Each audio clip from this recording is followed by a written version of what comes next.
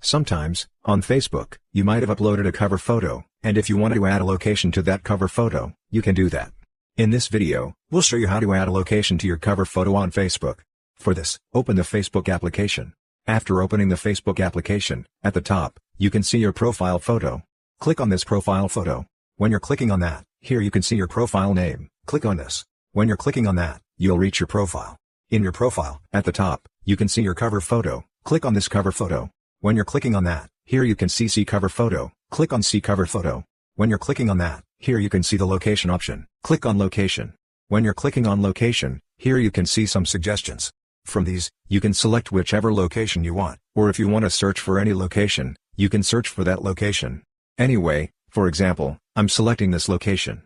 After that, you can go back, and the location will be added. So this way, you can easily add a location to your Facebook cover photo. Hope this video was helpful for you. If you find it helpful, consider subscribing. See you in the next video.